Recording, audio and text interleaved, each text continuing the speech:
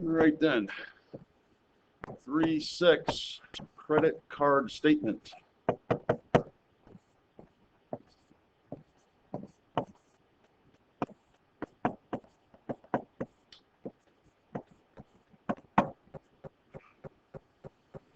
So if you have a credit card account, they send you a statement every month, okay, which tells you exactly what your balance is, what your available credit is, what your it'll show all the charges that you used your card for, everything you bought in the past billing cycle, and it's usually based on the billing cycle from the month before, right? You get the statement. And then it reflects any payments you made. It adds them all up and subtracts them and shows you your balance and the monthly interest rate, monthly periodic rate. We did that, right? Take the APR divided by 12. And so pretty much everything you need to know. So it's a good idea to, actually take a look at that and make sure there are no errors on there or only stolen your car, right? You see some charge on there from Tijuana, Mexico, and you're pretty sure you haven't been there. You might want to look into that. Call the credit card company to report that. So take a look over on page 188. Okay? On page 188, there's a credit card statement. So take a minute and just look that over. The lady's name's on top and her address. Okay? There's the account number. In the billing date, see January 23rd, when your payment is due on February 2nd, and then a list of all the transactions for that billing cycle for about a month or so there. And down at the bottom in the blue, and sometimes this is like a generic statement. They might look a little bit different, card to card, but the general idea, all that information will be there. And there's your summary, right? So the previous balance was the balance on the statement before that, right? In the previous cycle. And then any payments you made comes next. We're looking down the blue there. Let me just bring this up here. Yep. Nope, that right there. That's what I want to do. No, that's not what I want to do. Just going to keep doing it. There we go. Okay. Any payments or credits. Payments would be what you make. Credit would be something, well, the credit card company found an error and they credit it back, or it was stolen and they credit back, the illicit purchases. Then they list any new purchases, right? And so that would basically just adds up all the purchases here and puts that number down here, okay? Late charge, usually, and it varies from card to card. Sometimes if you're 1 day late with your payment, they charge you $30, right? Some of them have a little bit longer of a grace period. They might let you go a week or two before they charge you. Now they won't report it to the credit bureau until you're over 30 days late. If you get 30 days late, like a month behind, then that shows up on your credit as delinquent 30 days, and it gives you a pretty good hit on your credit score. And your finance charge. Right, we kind of worked on calculating that yesterday, right? And then we combine all these numbers and we get a new balance, okay? And then you'll see the minimum payment here is $20. So this minimum payment is that finance charge, the interest, plus some of the principal, right? Some of the balance that you owe. Oh, average daily balance, we did that yesterday. It's a weighted average, so they calculate that here. They tell you exactly how many days are in the cycle. Sometimes it's 28, sometimes it's 30 or 31. Depends on how they're set up. There's your APR, and if you divide that by 12, the 18% by 12, you should get 1.5%, right? So be kind of familiar with that. Do you have a compass on the ground? All right, so that's the ins and outs of the statement there. So the examples here, we're going to take a look at this statement, by the way. Arrived. Hello, Carly. You have arrived. We started 3.6. We've gone over a credit card statement. If you have a credit card account.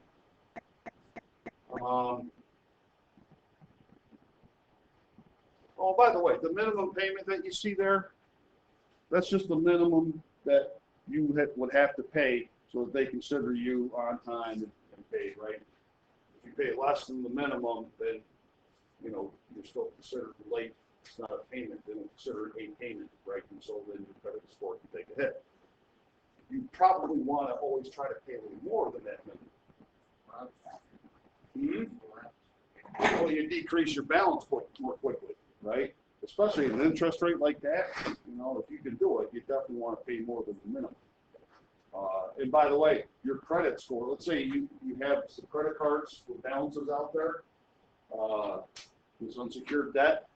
If you have a lot of that even if you're on time and you pay perfectly on time every month for all of them, having balances on credit cards really hurts your credit score more than like installment loans, like car loans, and personal loans, and things like that.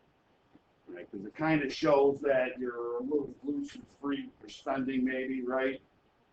Versus, say, you know, a car loan, which is, you know, it's a one-time single principal you get, you pay it back, right? This shows that you're out at the store shopping, you know, maybe not quite as responsible with the money. Anyway, whether that's a fair assessment or not, you know, you be the judge. All right, let's take a look at example 1. You know, we're a little bit familiar with that. And so they displayed the summary portion of this very same billing statement there that's on page 188.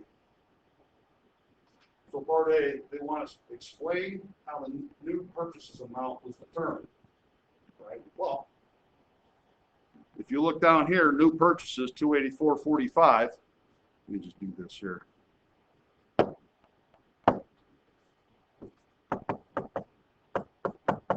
Example 1. So for part A, how do you figure they came up with that new purchases total? Yeah, just the sum of all the positive transactions, right? Positive. So this is different than your checking account, right? Remember I mentioned with a checking account that you had the debits and credits, right? Debits and credits are a little reversed now, because the whole thing is inverted from, you know, being your money to start with, right? So to get that total, you just sum. It's the sum of the positive transactions, okay? It's the sum, yeah. Doing this again. All right. Of positive transactions. All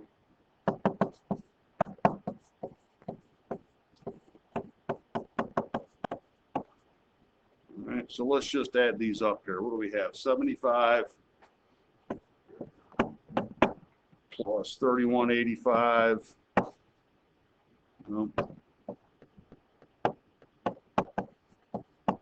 And then we got 139.10 plus 38.50. And put those on your calculator. Hopefully it will add up to that 284.45. Not very difficult. Okay. Put this over here maybe. And what does part B ask us to do? Explain how the new balance was determined. Well, how do we get that new balance? You had an ending balance on the previous statement, right? And you have all these purchases, and maybe you made a payment, right? So wouldn't it just be the previous balance minus the payments and credits, right? Any payments you made? Also any new purchases, right? That makes sense? So we could do for part B, we could say it's the previous balance, is that $150.50. So that would have been the ending balance on the last statement, right? So it's a previous balance.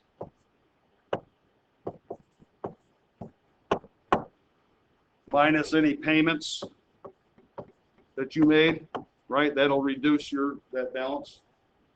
And then plus any purchases.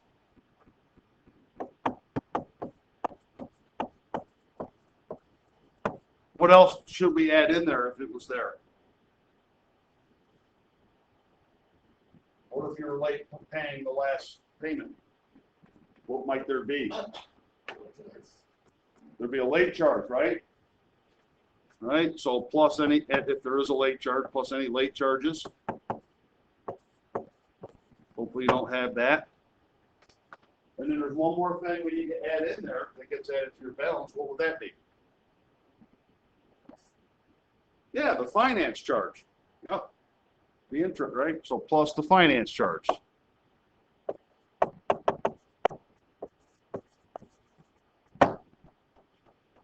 Okay. So let's go ahead and add these up here. So our previous balance, if you look at the statement, was 150.50 minus any payments, right? It's not like you have to go back in and find them in here and add them all up. They've done it for you, right? So minus $75. That reduces the balance. And then we have to add any new purchases, plus $284.45.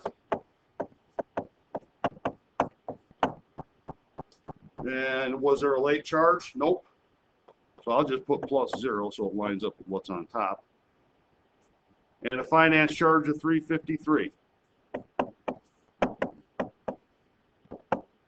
And that should add up to the new balance, $363.48.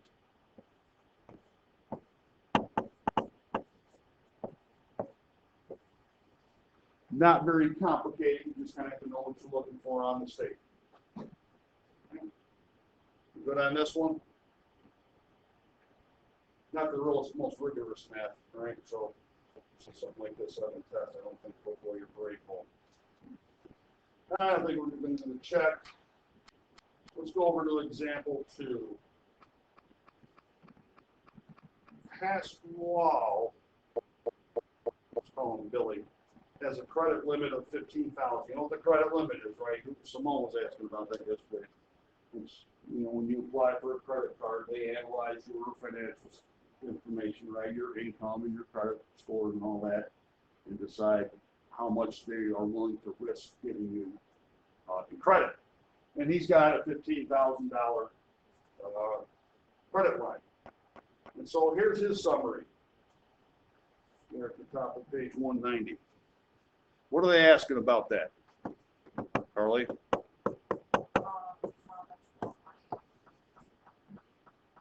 Okay. Right. So until he reaches, so his limit's 15,000, right? So what are we going to have to subtract out of there?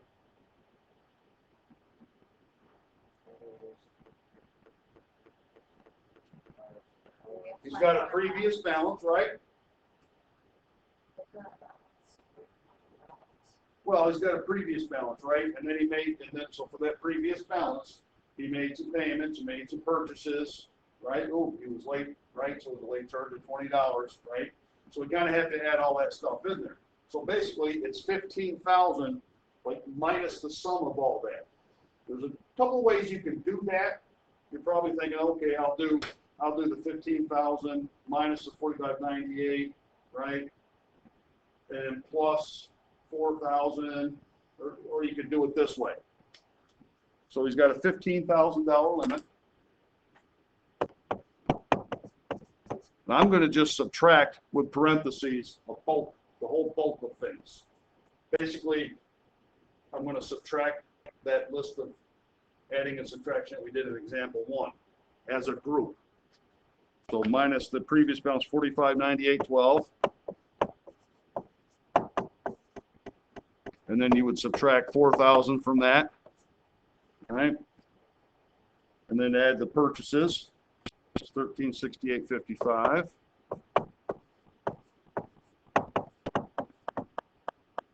Oop, I'm not parenthesize that yet. Then we have to add the late fee to his balance, $20, and also add the finance charge. You see it like the way I did it, it kind of looks like the way we did it in example 1. You don't have to do it that way, but you get how I set that up. And so I took the available credit and subtracted the work we did in example 1 as it looked, right? So when we do that, he's got an available credit of $13,007.55. This is called available credit.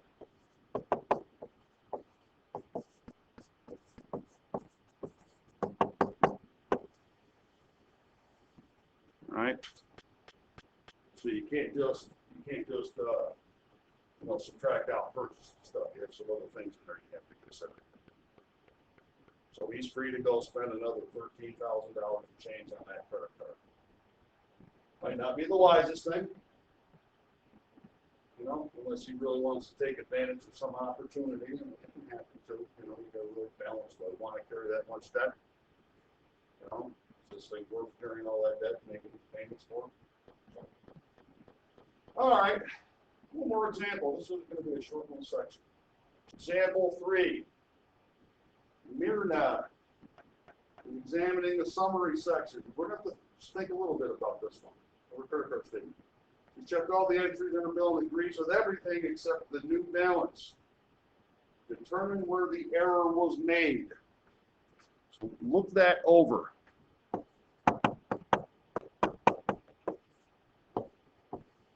It doesn't happen often, but every now and then there might be an error in your statement. So what?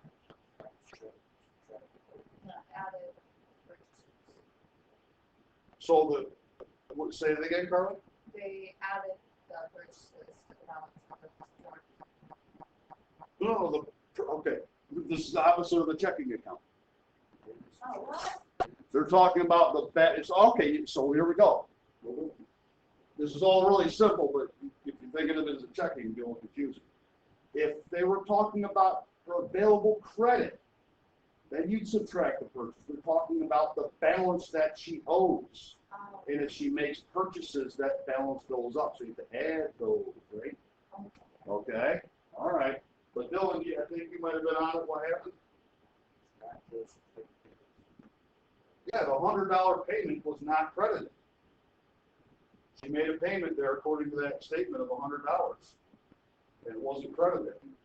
So let's work out what it should be. So the new balance should be, well, previous 1748.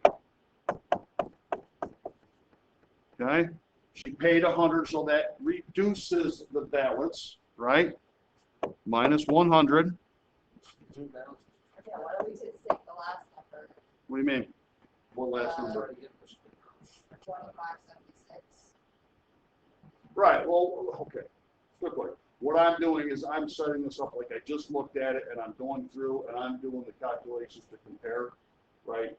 And maybe the way I'm doing it, maybe this is how I determined that. Maybe this is how she determined that there was an error, right? This is what she would go through and do and say, does my result look like their result? Okay. Yeah, you could do that for sure, but I just want to go through it all. So plus 800, because I like to overcook things sometimes. Plus $9.15, right? And then plus another 19. So it should be $24.76.15. Okay. And now, if you get $24.76.15, and you see that they have $25.76.15, what you probably should do is this: take your 24. It might not always be so obvious. 76.15, right? And subtract out the 25.76.15, and you would see negative $100 when you do that, right? So this is a way to check. I mean, that was really easy to see that it was $100 off. Obviously, it might not be. It might be, $75.23 off. You're going to want it. So now that I see this, I can go back and just scan my statement for $100 somewhere, right? I'm looking for the number 100 somewhere, and maybe that is the first clue, right? So we would just say that the $100 payment was not credited, okay?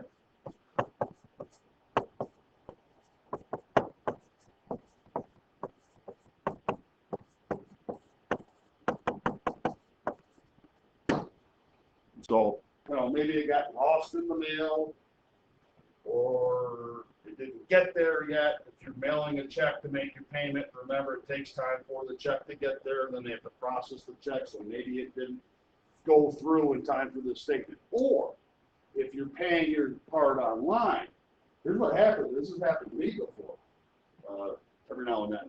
When you go through and make a payment, and you put in your account information, how much payment you want to make, and all that stuff, and you hit the submit button, right? And then a lot of times it will go to a screen to verify that this is okay. This is what you want to do. Verify it is really what you want to do, and then you have to click another submit button when you forgot to do the second one, right? And you close your browser, thought you hated it. I've done that before. Just, you know, drug problem, and I was fairly catnip mostly. And it's, yeah, like catnip, that's the law. And, yeah, so there's ways you can mess up getting the payment in, or they usually, most of the time, it's an error on your part, right? Every now and then, it's an error on their part, okay? All right, any questions on 3.6? It's not too hard. Just be familiar with the statement and where the numbers come from. It's adding and subtracting, right? Okay? All right.